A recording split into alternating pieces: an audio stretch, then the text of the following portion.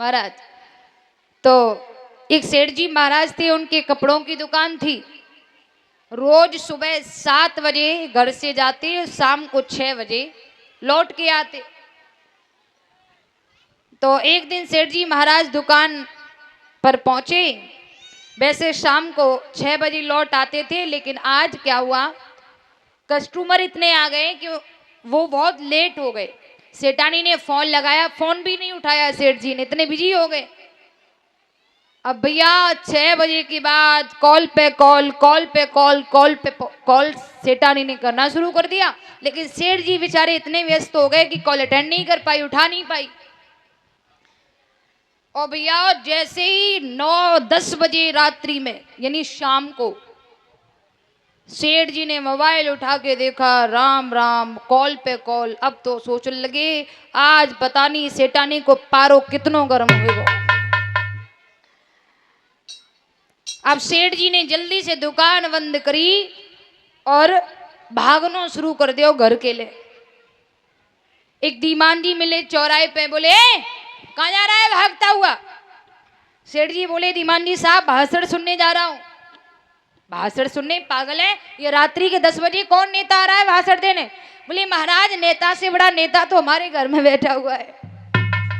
इतना कह के सेठ जी फिर भागना शुरू हो गए। आ करके जैसे ही सेठानी ने क्या किया, जैसे ही सेठ जी को आवत देखो, जाए कि कमरा में बेड पे आराम से बैठ गई। सेठ जी कमरा में पहुंचे, जैसे ही पहुंचे तैसे ही सेठ जी ने सेठानी ने सेठ को आवत देखो, तैसे ही पीठ देखे बैठ गई। सेठ जी घूम के सामने गए, सेठानी ने इधर मुंह घुमाए लियो। सेठ जी सोचने लगे भाई पारा ज्यादा गर्म है, क्या करें। सेठ जी धीमे से बोले अजी भोजन मिलेगा क्या?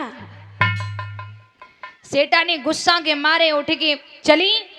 वैसे तो बड़े सम्मान से थाली में 2 पूड़ी और सब्जी, अचार, दही वगैरह अच्छे से परोस के लाती थी, लेकिन बाद ना गुस्सा के मारे कहा करो बड़ो सो कटोरा लियो और बड़ो कटोरा में सब्जी भर ली। एक थाली लई, वो में ढेर सारी पूड़ी रख ली और जाए कि सेठ जी के सामने पटक दी। बोली ना उनके सामने न्यों पटक दी और आए कि दूसरे कमरा में बैठ गई। सेठ जी सोचने लगे राम राम, आज राग ज्यादा ही गड़बड़ है, कुछ तो करना पड़ेगा। सेठ जी ने कहा करो, वही थरिया उठाई जहाँ में